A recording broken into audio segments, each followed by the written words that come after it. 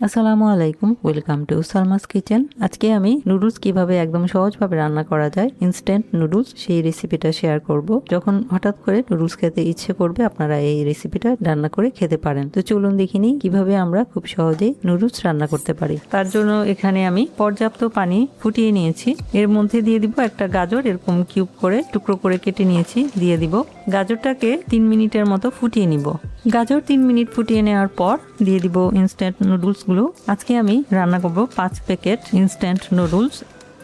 ভেতর থেকে আমি টেস্ট মেকারগুলো বের করে নিয়েছি। সেই সাথে দিয়ে দিব 1 কাপ পরিমাণ ফুলকপি। ফুলকপিগুলোকে আমি এরকম করে কেটে নিয়েছি। এবার আরও 3-4 মিনিট সেদ্ধ করে নিব নুডলস আর ফুলকপি একসাথে। 3-4 মিনিট পর নুডলস সেদ্ধ হয়ে গেছে। এবার ছেঁকে নিব। এবার কলের পানি দিয়ে ধুয়ে নিব। ধুয়ে নিলাম। এবারে চলে যাচ্ছি চুলায় রান্নাটা শুরু করতে। কড়াইতে দিয়ে দিব 1/4 কাপ পরিমাণ রান্নার তেল। তেল গরম করে নিব। তেল গরম হয়ে গেলে দিয়ে দিব 1 কাপ পরিমাণ পেঁয়াজ কুচি। পেঁয়াজ কুচিটাকে হালকা লাল করে ভেজে নিব। এখানে আমি ফ্রোজেন পেঁয়াজ ব্যবহার করেছি।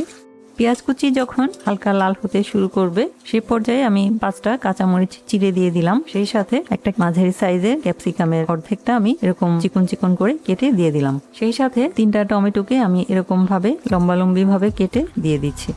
এবার নেড়ে চেড়ে খুব বেশিক্ষণ না, 2 মিনিটের মতো ভেজে নিব। আমি কিন্তু লবণ এখনো পর্যন্ত ব্যবহার করি নাই, কারণ আমি সস ব্যবহার করব, তাই লবণটা প্রথমেই ব্যবহার করছি না।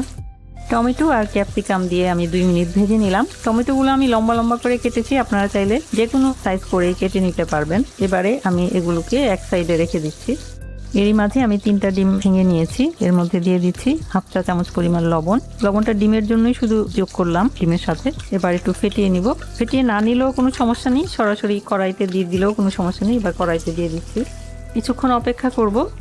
কিছুক্ষণ অপেক্ষা করে তারপর একটু নাড়াচাড়া করে দিব, যাতে ক্রাম্বেলটা সহজেই হতে পারে। এবার সমস্ত ডিমটাকে একটু নেড়ে চেড়ে ক্রাম্বেলটা ভালো করে করে নিব। ক্রাম্বেল হয়ে গেলে এবার সবজিগুলোর সাথে মিলিয়ে নিব। এবারে যোগ করব এক এক করে টেস্ট মেকারগুলো, মিলিয়ে নিব। এবারে যোগ করব সয়া সস। এখানে আমি 2 টেবিল চামচ পরিমাণ সয়া সস ব্যবহার করছি, লাইট সয়া সস। এরপর যোগ করব আজিনোমোটো অর্থাৎ টেস্টিং সল্ট। এটা অপশনাল, না চাইলে না দিলেও হবে, নর্মাল লবণ দিলেও হবে। এটা দিলে স্বাদটা একটু বেশি হয়। এই দেওয়া আমি 1/2 চা চামচের মতো দিলাম, খুব বেশি দিলাম না। এবারে যোগ করব টমেটো কেচাপ। এখানে আমি প্রায় 1/4 কাপের মতো টমেটো কেচাপ যোগ করলাম। নেড়ে চেড়ে সমস্ত কিছু 2 মিনিটের মতো ভেজে নিব। খুব বেশি না, 2 মিনিট ভেজে নিলেই হবে।